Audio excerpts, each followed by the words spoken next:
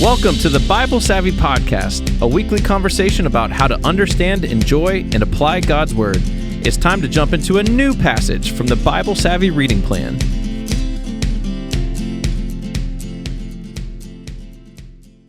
Hey everybody, I'm here with Pastor Courtney and Pastor David. And David, you've got a question for us. I do, and I'm stealing this question from someone in our office who, Caroline Tomlin, she posts a weekly question for the adult ministries team here.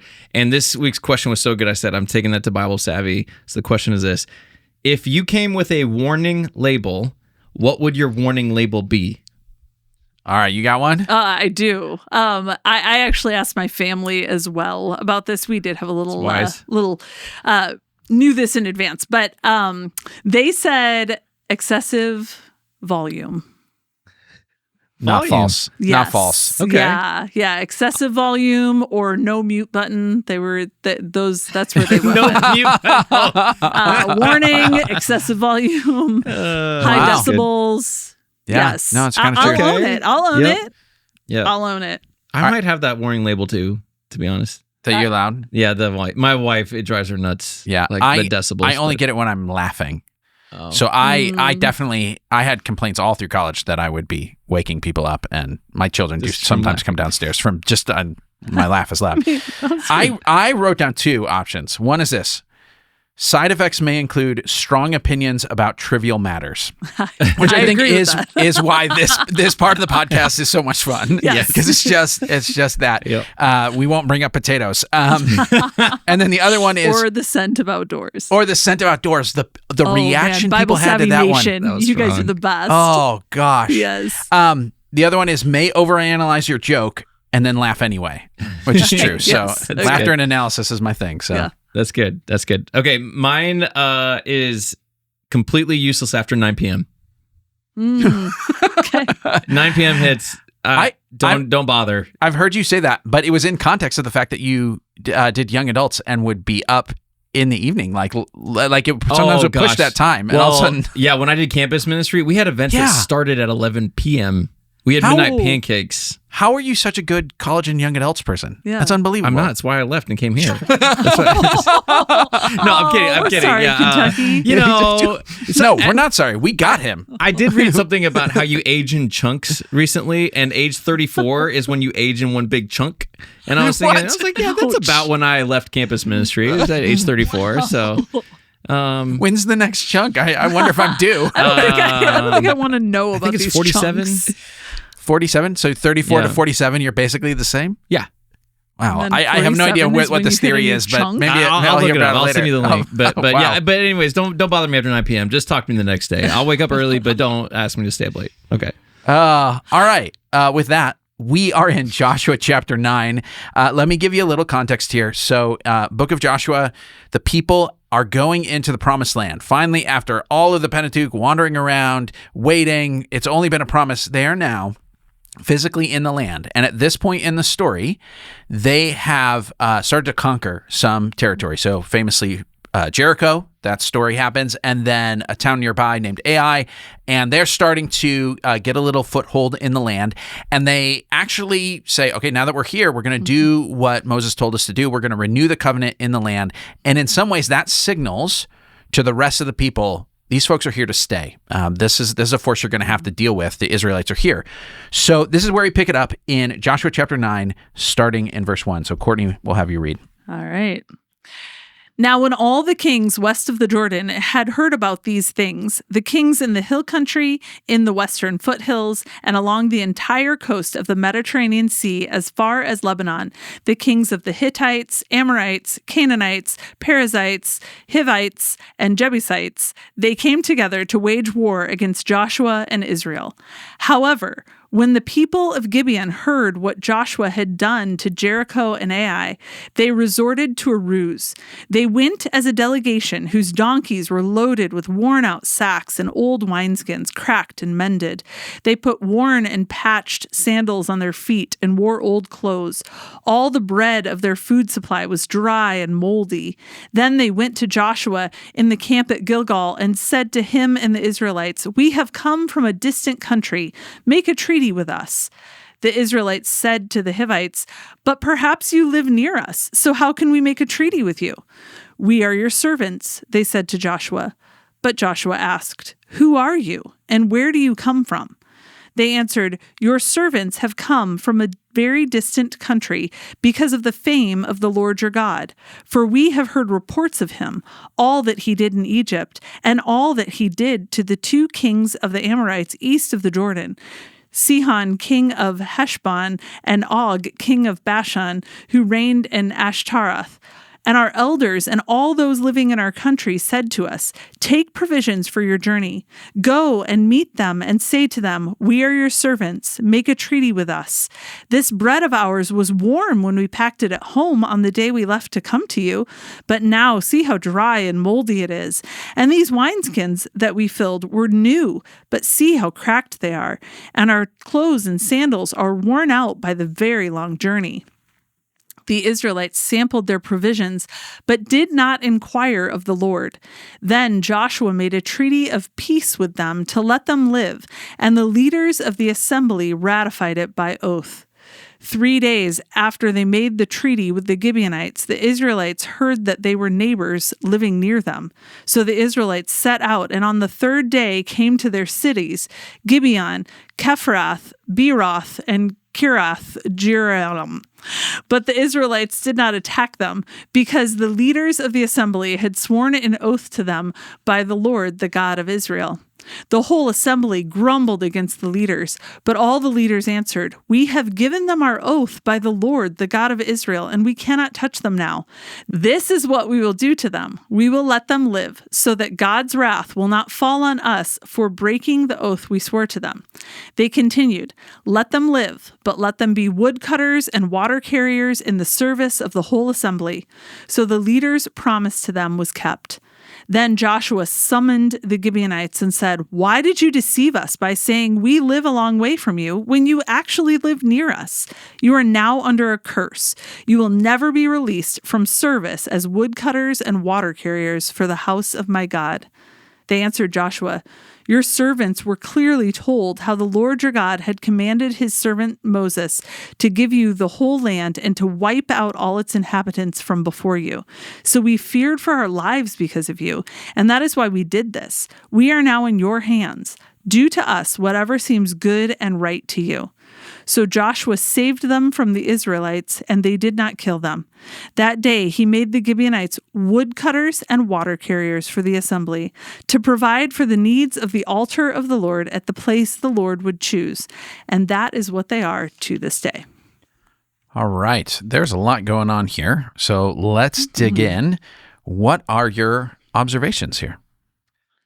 Well, a little Marvel reference to kick things off, but it says all the kings west of the Jordan came together against Israel. It's like the evil Avengers assembling. But that's the kind of the vibe I got. Like, wow, this is such a massive threat to everyone that kings that may or may not have had treaties or had alliances said, we better band together because of this people, which is a far cry from what it used to be, many years before this. So. Yeah, that's true. Well, and it says they came together to wage war against Joshua and Israel. And then there's that, however, anytime there's a word like that, one of those transitional words, I always pay attention.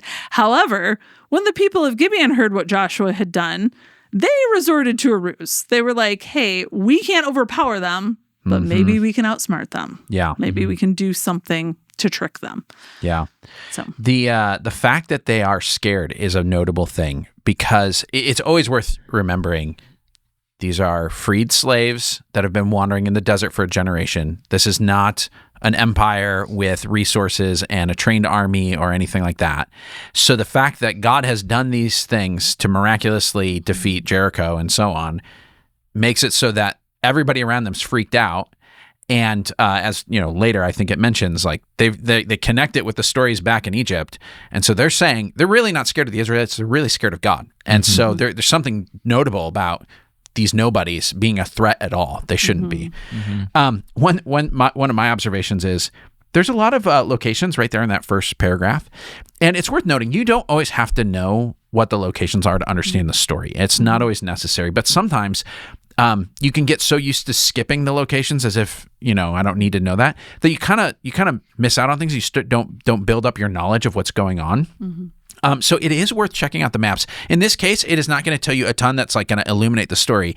But I sometimes say, I'm going to pause and actually go and look at where these locations are. So if you got the NIV Study Bible here, I don't know if there's a map in the Joshua section, but there are in the very back of that Bible. My Bible that I've got with me doesn't have it. So if you've got it like there, there you go. Right here. And so it's worth knowing some basic ideas of like the Jordan River is a thing you should know. The Jordan River is the boundary between outside the land and inside the land. And if you know that, a lot of stories start to make sense. They're west of the Jordan, which means this is all the people in the land who are now saying, these people from the other side crossed over and we're scared now. Even things like the foothills and along the coast, like if you can just imagine where that is, you start to get a sense of what group of people we're talking about. What other observations you got? Well, verse 9, he just the leader just doubled down and say, we come from a very distant country. And right after Joshua asks, who are you and where do you come from? And this whole moment is so confusing to me because I'm just thinking, okay, if I'm Joshua and I'm charged with leadership, like, am I going to settle on just really far away, Yeah, no specific place. And to me, I'm like, maybe there's some context, that is helpful here that, maybe he's too trusting, or maybe it's just that, no, that was a sufficient answer at the time. Like, you know what? It's so far away. You've never heard of it. Doesn't matter what the name is. But it just felt strange. Like, Joshua, why didn't you lean in? Why didn't you ask? Why didn't you? No, but really, like, what's the name of the place and how far are we talking? And give me some, it just felt a little like we're just going to skim past it. So that part just didn't sit great with me. I mean, I think that's the next big observation to the whole passage. If you're really reading it in context, I mean, there's some other little pieces, but I put right where it says, we've come from a distant country. Make a treaty with us. I put, they just read the law. Yeah. Joshua 8:34 says they just read the law. And in Deuteronomy 20, it was like outside, they shouldn't be making treaties with people inside Canaan, right? Yeah, so that's the key thing we should maybe note for everybody. Like, the tension in the story is that God has expressly forbid them making a covenant with anybody who's living in the land. Yes. He says you're allowed to make treaties like that with other peoples, but not the people who are living in the land, because God's saying, I'm judging them, I'm kicking them out, and this is your land. So don't like get buddy with them because they're going to just corrupt you like they are, and that's not good. So he's made this rule, and that, like, it's really, really clear. So Joshua knows it, so that's why he should be checking, but he doesn't seem to do a thorough job. Yeah. I just, it was this moment, I even wrote in my notes here. I'm like, when it says verse 14, the Israelites sampled their provisions, but did not inquire of the Lord. I put, no, yes. This is the part of the movie where you want to jump in and be like, stop, don't do it. Like, I wrote, dun, dun, dun, next to it. Clayton and I were making a movie of this whole scene That's now. Amazing. The other thing I noticed in there too is they keep saying, we are your servants. So repeated phrases. Yeah. We are your servants. They answered, your servants, and we are your servants. Now, fast forward a little bit in the passage, and there is some servanthood that happens. But I noticed and tuned into when he says, who are you? They say, we are your servants. And then it says, but Joshua asked, who are you? And they answered, your servants. And then again, they said, we are your servants. Make a treaty with us. So they keep emphasizing this. And again, we've now read the whole passage. So the punchline here, they become their servants. Yeah. But the fact that they introduce themselves as your servants. Well, that you think about, like, okay, what's the social move going on here? Like, they're trying to say, hey, we're not a threat. We're just, we realize you guys are the big guys around here. Who are we? We got, our moldy, Our things. moldy Okay, by the way, what preparation did they go through? It's like, we really got to do this. Like, let's find all the bad stuff. Who's got moldy bread? But they're really just trying to disarm. Like, don't think too hard about us. We're just some lonely travelers, and and I mean they pull it off, but it's They even convinced him to sample the provisions. I'm like, right? I trust you. Yeah. I trust you. That's green. The clothes are tattered. I get it. Yeah. Verse 24 and 25, this is sort of after they say, Joshua, you're going to live under a curse. And they respond, they're like, no, we feared for our lives. We're now in your hands. Do to us whatever seems good and right to you. Like they don't seem very upset about the fact that they're now going to be water carriers and woodcutters. They're like, well, it was either death or that. So, okay. Like it seems a little, yes, we tricked you and we accept this fate, but it's still worth it.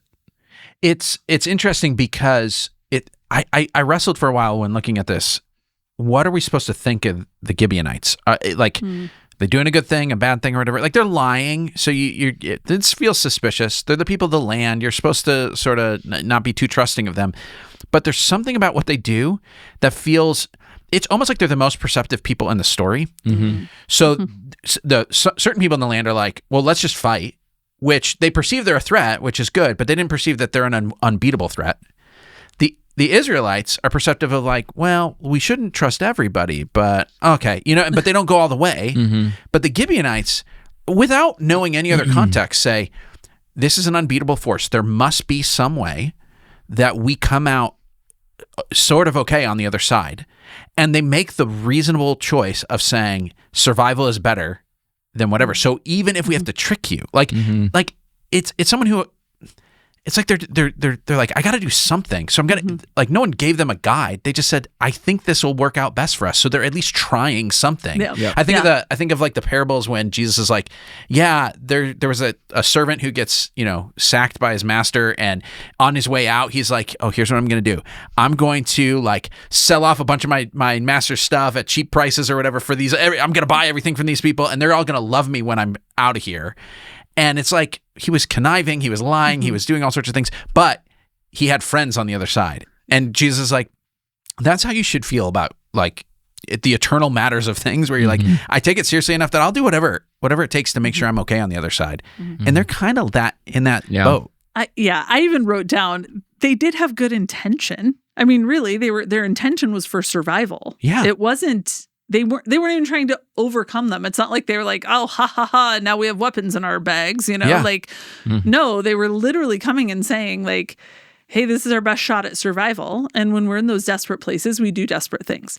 So I'm not trying to make them heroes in the story, but I am saying like they did come as servants and they left as servants, right? Yeah. They came in saying, we're your servants, and they left literally as a servitude, like literally as servants. One of the things that I noted in verse 21, it says, let them live, but let them be woodcutters, water carriers in service of the whole assembly. I said, when sin enters, the things that get messed up are things like work, rule, control.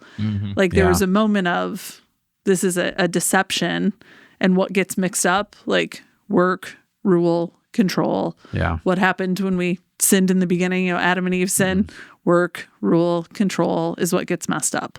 And so it was, that was just something I noted as I was reading it. Okay, I have a contextual question, probably for you, Clayton. Yeah. How I was waiting for it. I was like, not for me. I was like, he didn't even say, "Hey, Clayton."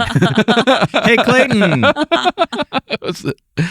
How important were these oaths? Because reading this story from our culture, I'm imagining a lawyer taking this oath to court and picking through this and saying, well, this is going to get tossed out because the Gibeonites deceived and they lied, and any judge would probably say, yeah, you deceived, and so this contract, this whole covenant, this whole thing is null and void. So it feels strange reading this and being like, wow, I feel like they lied. They should be released from this oath, but they're not. Yeah, it is. It's going to be a little hard for us to get our heads totally in that space because it's a different, the underlying logic of the culture is different than ours. So I don't know if you remember when we interviewed Sandra Richter about Deuteronomy, really good on cultural things. And by the way, she's coming back when we study Judges. So we're interviewing her, so it's going to be awesome. But she talked about how we live, I think she used the phrase like in a bureaucratic society. So if we want to make sure things are secure or whatever, we have laws and procedures and institutions that do all this stuff. So in a case like this, you would have a court and a judge and lawyers and stipulations that say X, Y, Z, and you'd have a contract that's written out and all of this sort of thing. And it's sort of an impersonal way of managing things. So the thing that mediates the conflict is a system that's between you and me. In the ancient world, the bureaucracy was not established that way. And even when it did get established, it was nowhere near what we do. And so what you have are essentially family relationships or these kind of interpersonal things that basically function as like agreements between families. So think more mafia and less, going to court. So if you make an oath, what keeps that oath binding? Well, in our world, we say, well, your signature's on there, and there are legal stipulations if you break it, or conditions that make this so. Well, they would say, well, no, your oath has to be good all the time, because if you ever break your oath, you no longer are able to enter into another oath with somebody else. So that part of it is reputational. They're done publicly. Like this wouldn't have been like, all right, me and you, we made this agreement and whatever, and you don't even know about it. No, they would have made that oath in front of the whole community and said, we're going to be at peace with each other. It would be like broadcasting your marriage vows on live stream, million people see it, and then 2 weeks later you cheat and you break your vows, and now the next time someone's like, well, I might want to marry you. Are they ever going to trust you? Like, will anybody ever accept your vows? Well, no, right? It doesn't make sense. You've ruined your credit, essentially. The other thing is it was divinely backed, right? So when they say, in the name of the Lord our God, they are saying the one who's going to enforce this is God. And in some ways, they're linking their behavior with his reputation. And we don't take this very seriously because we just genuinely don't. Like, even those of us who believe in God, like at our gut level, we're like, I don't know if there's really going to be consequences. But they would have said, no, absolutely. If we evoke God, he's going to enforce it. And that's why oaths are such a big deal in the Bible. And they would have, and if God didn't enforce it, the people around would look and say, well, that God is not very reliable, not very, they can't handle things because these people broke an oath. And so you end up with this situation where they are bound to it for their sake, for the sake of God's reputation. One thing that is worth noting about this particular oath is eventually it is broken. So in the book of Samuel, it turns out Saul had actually mistreated the Gibeonites. This is generations later. So, hundreds of years later. And a curse comes upon them because the Lord enforced the oath.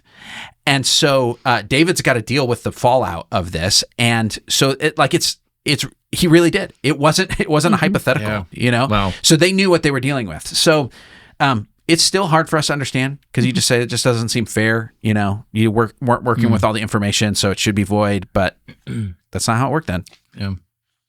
And society would be in chaos if it functions on oaths, and oaths were easily tossed aside like that in their society. Well, in verse 24, the response that they have, it says, they answered Joshua, your servants were clearly told how the Lord your God had commanded his servant Moses to give you the whole land and to wipe out all its inhabitants from before you. So we feared for our lives because of you. And that is why we did this. We're now in your hands. Do to us whatever seems good and right to do. And I just made a note that just feels honoring to God. It feels like they're surrendering in a very God-honoring way. It's kind of a new start for them in some ways, in a strange, kind of a servanthood way, but in a way where they're saying, hey, you know what? This was our chance at life. We surrender to whatever you have to do here. Yeah. And it's kind of this, it shows some faith in God. It shows they take him seriously. Yeah. At the very least. There's a fear of the Lord, which, could be an argument of, the fear of the Lord is often the beginning of faith in the Lord. And so there's just this little feeling of, like we're going to be in this and a part of this. It really kind of expands the Israelites out a little bit too. And they do, in one sense, really do become kind of a part of the people. Like they're never kind of just at the same level. But it says they work, they serve at the place where the Lord your God would choose, which is the tabernacle. It's a place of worship. So they're not priests, they're not Levites, they're not going in, but they're gathering the wood that's burned on the altar. They're gathering, they're doing these things that end up serving and supplying the worship of God. And they're around like generations later.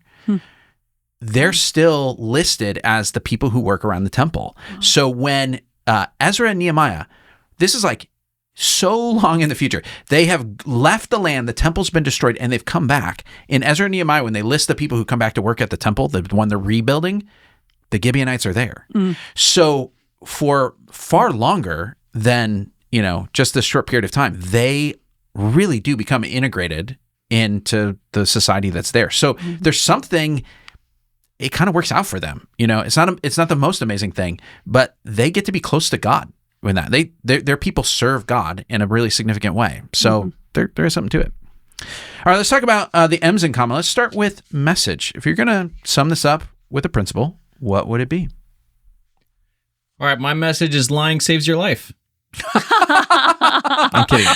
There's everybody. a couple of those in the Bible that when you're working with kids, you hear that. No, my actual message is man-made decisions lead to man-made consequences. Focusing on that line, we said they did not inquire of the Lord. Yep. Yeah. And I went the same place. I said relying on what our eyes can see rather than asking God what he can see displaces power, because they looked at everything. They sampled the provisions. They did all the things, but they didn't inquire of the Lord, and it caused a displacement of power. Well, I should have gone first. I said, do not lean on your own understanding, kind of stealing a line from Proverbs. Do not lean on your own understanding, even when you think you've checked everything out. There's still reason to inquire of the Lord. Well, that's actually helpful. Since we all had a similar message, that will lead into a good meditation. I think in this one, we should ask the question, is there a place where God wants me to inquire of him? To say, I need your input on this. So start with 45 seconds. Ask that question of God. Is there a place where I need to inquire of you about something I'm making a decision about or that's going on in my life? And if you need longer than 45 seconds, go ahead and take it.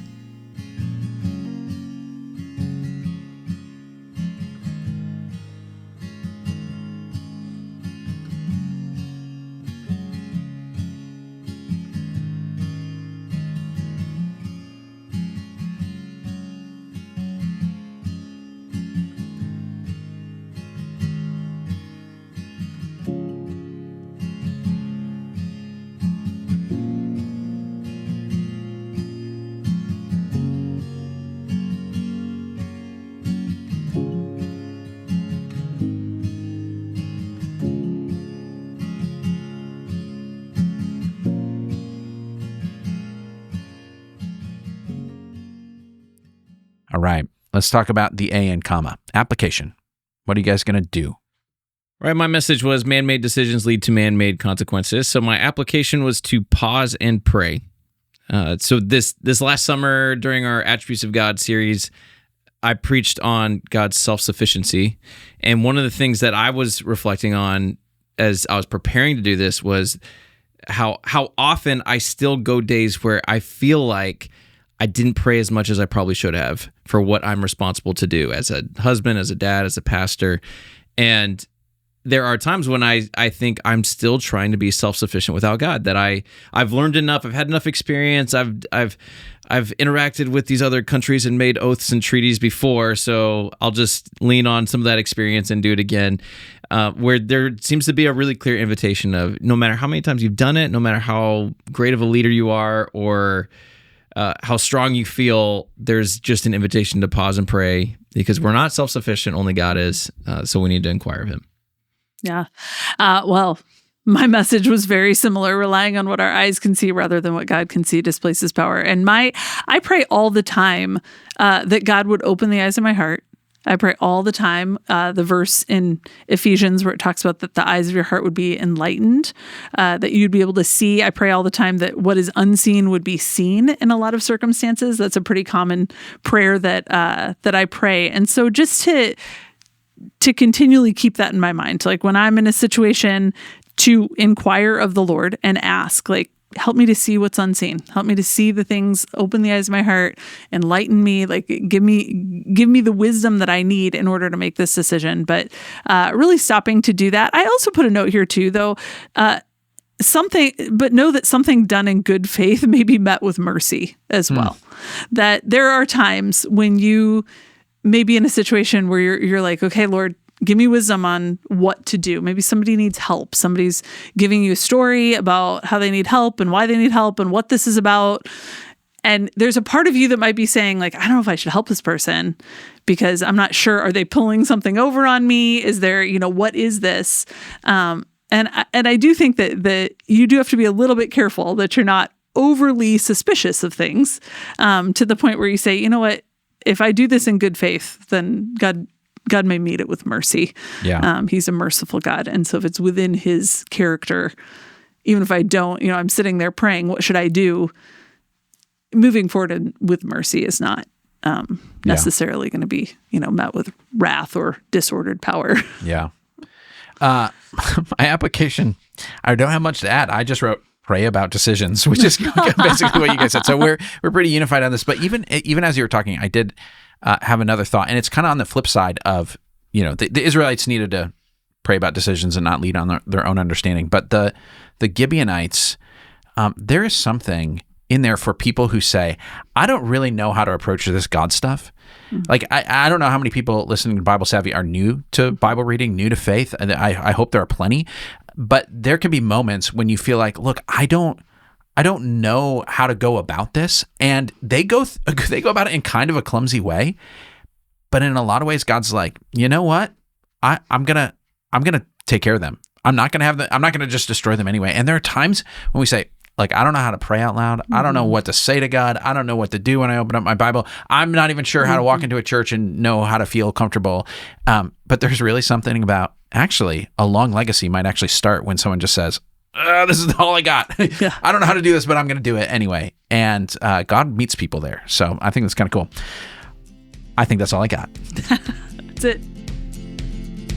Thanks for hanging out with us. Join us again next Monday for a new episode where we'll be looking at another passage from the Bible Savvy reading schedule. And in the meantime, if you're not following along with the reading plan, check out BibleSavvy.com. Also, you can subscribe and leave a review on whatever platform you're listening or watching on. You can find us on YouTube or wherever you listen to podcasts. Email us your questions or suggestions at podcast@BibleSavvy.com. Lastly, tell your friends, and we'll talk to you next week.